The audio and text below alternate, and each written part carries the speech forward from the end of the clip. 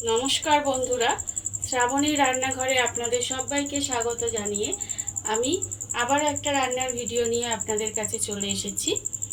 আজকের আমি আপনাদের আলুর চপ বানিয়ে দেখাবো। বাড়িতেই কত সহজে দোকানের মতো আলুর চপ বানানো যায় সেটা আজকের আমি আপনাদের দেখাবো। আলুর চপ বানানোর জন্য প্রথমে আমি এখানে গ্যাসটা অন করে একটা কড়া বসিয়ে নিয়েছি।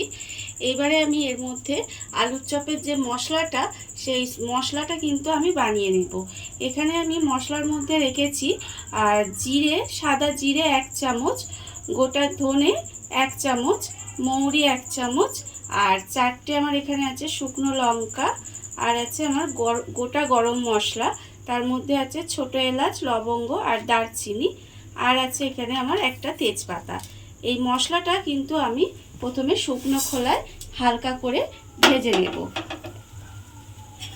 মশলাটা ভাজার সময় কিন্তু গ্যাসটা লোতে রাখতে হবে, যাতে মশলাটা পুড়ে না যায়, সেটা কিন্তু একটু খেয়াল রাখতে হবে। খুব সাবধানে কিন্তু মশলাটা আমার প্রথমে ভেজে নিতে হবে। মশলাটা আমার এখানে খুব ভালোভাবে ভাজা হয়ে গেছে। এইবারে মশলাটাকে আমি ঢেলে একটু ঠান্ডা করে নেব, তারপরে কিন্তু মশলাটাকে আমায় একটু গুঁড়িয়ে নিতে হবে। মশলাটা আমি এখানে গুঁড়ো করে রেখে দিয়েছি। এইবারে অন্যদিকে এখানে বেসন রেখেছি, বেসনটাকেও কিন্তু আমি একটু কড়ায় নেড়ে ভেজে নেব।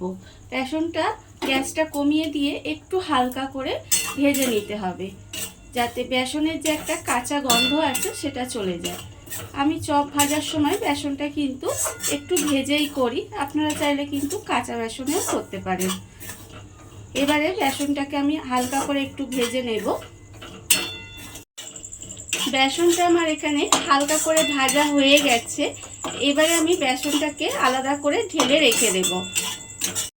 বেসনটা আমি ভেজে আলাদা করে সরিয়ে রেখে দিয়েছি। আর এখানে আমি আলু সেদ্ধ করে রেখেছি। সেই আলুগুলোর কিন্তু আমাকে প্রথমে খোসাটা ছাড়িয়ে নিতে হবে। এইভাবে আলুগুলো প্রথমে খোসাটা ছাড়িয়ে নেব। আলুগুলোর খোসা আমি এখানে ছাড়িয়ে নিয়েছি। আর অন্যদিকে গ্যাসটা অন করে আবারও কিন্তু কড়া বসিয়ে দিয়েছি। এইবারে আমি কড়ার মধ্যে দেব প্রথমে সর্ষের তেল। এখানে আমার প্রায় 3 চামচের মতো সর্ষের তেল দিলাম। দিয়ে এবারে তেলটাকে একটু গরম হতে দেব। আর সেই সময় কিন্তু যে আলুগুলোর আমি খোসা ছাড়িয়ে রেখেছি, সেই আলুগুলো আমি একটু হাতের সাহায্যে এইভাবে ভেঙে ভেঙে নেব। এইভাবে কিন্তু আলুগুলোকে একটু প্রথমে ভেঙে নিতে হবে। আলুটা আমি হাত দিয়ে এখানে ভেঙে রেখে দিয়েছি। আর অন্যদিকে কিন্তু তেলটাও আমার গরম হয়ে গেছে। এইবারে আমি তেলের মধ্যে দিয়ে দেব পেঁয়াজ কুচি। এখানে আমার 2টো বড় সাইজের পেঁয়াজ কিন্তু কুচিয়ে রেখেছিলাম, সেই পেঁয়াজটা কিন্তু আমি তেলের মধ্যে দিয়ে দেব। পেঁয়াজটা দিয়ে প্রথমে আমাকে একটু পেঁয়াজটাকে লাল করে ভেজে নিতে হবে। পেঁয়াজটা আমার এখানে লাল করে ভাজা হয়ে গেছে। এবারে আমি এর মধ্যে দিয়ে দেব প্রথমে রসুন বাটা। এখানে আমি 1 চামচ মতো রসুন বেটে রেখেছি, সেই রসুন বাটাটা আমি এর মধ্যে দিয়ে দিলাম। দিয়ে আবারও কিন্তু একটু ভাজা ভাজা মতো করে নেব। তারপরে আমি এর মধ্যে দিয়ে দেব আদা বাটা। এখানে আমার 1 চামচ মতো আদাও আমি বেটে রেখেছি, সেই আদা বাটাটাও আমি এর মধ্যে দিয়ে দিলাম। দিয়ে আবারও কিন্তু খুব ভালোভাবে মিশিয়ে নিতে হবে। আর এই সময় কিন্তু আমি এর মধ্যে দিয়ে দেব আন্দাজ মতো নুনটা। নুনটা আমি এখানে আন্দাজ মতো দিয়ে দিলাম। দিয়ে এবারে সমস্ত মশলাগুলো আমি একটু ভালোভাবে কষিয়ে নেব।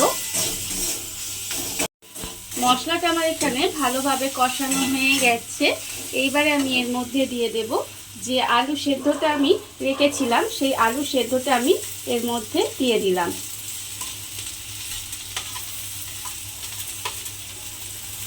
আলু সেদ্ধটা এর মধ্যে দিয়ে খুব ভালোভাবে কিন্তু আলুটাকে মশলার সঙ্গে মিশিয়ে নিতে হবে।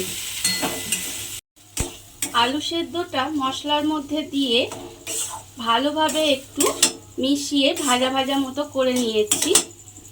এইবারে আমি এর মধ্যে দিয়ে দেব যে মশলাটা আমি গুঁড়ো মশলাটা করে রেখেছিলাম, ভাজা মশলাটা, সেই ভাজা মশলাটা আমি এর মধ্যে দিয়ে দিলাম। দিয়ে খুব ভালোভাবে এবারে আলুর সঙ্গে কিন্তু মিশিয়ে নিতে হবে ভাজা মশলাটা। ভাজা মশলাটা আলুর মধ্যে দিয়ে খুব ভালোভাবে মিশিয়ে নিয়েছি। আর পুরটাও কিন্তু আমার রেডি হয়ে গেছে, দেখতেই পাচ্ছেন চপের যে পুরটা। এইবারে আমি পুরটাকে ঢেলে একটু ঠান্ডা করে নেব। আলুর পুরটা আমি এখানে ঠান্ডা হতে দিয়েছি। আর সেই সময় কিন্তু আমি এখানে বেসনের যে ব্যাটারটা সেটা কিন্তু বানিয়ে নেব। তার জন্য আমি এখানে নিয়েছি একটা বাটি নিয়ে নিয়েছি। আর যে বেসনটা আমি প্রথমে ভেজে রেখেছিলাম সেই বেসনটা কিন্তু আমি এখানে নিয়ে নেব। বেসনটা আমি এখানে নিয়ে নিলাম। আর আমি এর মধ্যে দেব কর্নফ্লাওয়ার। এখানে আমি খুব বেশি কর্নফ্লাওয়ার দেব না, এখানে আমার 2 চামচের মতো কর্নফ্লাওয়ার দিলাম। এবারে আমি এর মধ্যে দেব আন্দাজ মতো একটু নুন। আর আমি এর মধ্যে দেব 1 চিমটি মতো বেকিং সোডা দিয়ে দিলাম। এবারে প্রথমে শুকনো মিশ্রণটা ভালো করে মিশিয়ে নিতে হবে। সমস্ত উপকরণগুলো খুব ভালোভাবে মিশিয়ে নিয়েছি। এইবারে আমি এর মধ্যে দিয়ে দেব জল। অল্প অল্প জল দেবো। আর কিন্তু আস্তে আস্তে ব্যাটারটা কিন্তু রেডি করে নিতে হবে। একেবারে কিন্তু অনেকটা জল দেব না, অল্প অল্প জল দিয়ে আমাকে কিন্তু একটা ব্যাটার তৈরি করতে হবে। বেসনের ব্যাটারটা কিন্তু রেডি হয়ে গেছে। দেখুন ঠিক ব্যাটারটা কিন্তু এরকম হবে। আর খুব ঘনও হবে না, আবার কিন্তু খুব পাতলাও হবে না, এইরকম টাইপের কিন্তু ব্যাটারটা হবে। এবারে আমি ব্যাটারটাকে সরিয়ে রেখে দেব। আর যে আলুর পুরটা আছে সেই আলুর পুরটা থেকে কিন্তু আমি চপগুলো গড়ে নেব। আলুর পুরটাকে এইভাবে হাতে নিয়ে প্রথমে এইভাবে গোল করে নেব। তারপরে কিন্তু মাঝখানটা এইভাবে চেপে চেপে একটা চপের কিন্তু শেপ দিতে হবে আমাকে। প্রথমে এইভাবে আমি চপের শেপটা দিয়ে দেব। দেখুন ঠিক এইভাবে। এবারে এটাকে আমি আলাদা করে রেখে দিলাম। আর এইভাবে কিন্তু আমাকে আলুর পুর থেকে চপগুলো আগে বানিয়ে নিতে হবে। চপগুলো কিন্তু আমি এখানে বানিয়ে রেখেছি। আর অন্যদিকে গ্যাসটা অন করে আমি কিন্তু কড়া বসিয়ে দিয়েছি। এইবারে আমি কড়াই দেব সাদা তেল। চপটা যেহেতু ডুবো তেলে ভাজতে হয় সেই জন্য কিন্তু এখানে আমি একটু বেশি সাদা তেল দেব। এবারে তেলটাকে আমায় একটু গরম হতে দিতে হবে। তেলটা আমার এখানে গরম হয়ে গেছে।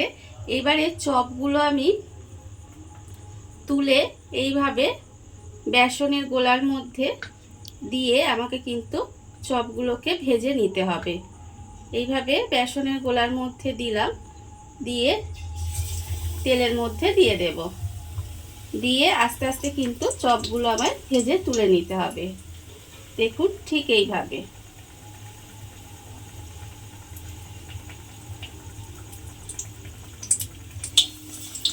এইভাবে কিন্তু আমি চপগুলো দিয়ে দেব। আমি অল্প অল্প চপ দেব। আর কিন্তু ভেজে নিতে হবে, যেহেতু কড়াটা আমার এখানে ছোট, তাই আমাকে চপটা দিয়ে একটু লাল করে ভেজে নিলেই কিন্তু সুন্দর চপ রেডি হয়ে যাবে। চপগুলোকে আমি এখানে উল্টে পাল্টে লাল করে ভেজে নিয়েছি। এবারে চপগুলোকে তুলে রেখে দেব। দেখুন কত সুন্দর কিন্তু চপগুলো তৈরি হয়ে গেছে। এবারে এইগুলোকে এইভাবে রেখে দিলাম। আর আবারও কিন্তু বেসনের ব্যাটারের মধ্যে চপগুলো দিয়ে আবারও কিন্তু এইভাবে তেলের মধ্যে দিয়ে আমাকে সবকটা চপ এইভাবে ভেজে নিতে হবে। দেখুন বন্ধুরা, চপগুলো আমার সমস্ত ভাজা হয়ে গেছে। আর বাড়িতে থাকা কত অল্প উপকরণ দিয়ে কত সুন্দর দোকানের মতো চপ কিন্তু রেডি হয়ে গেছে।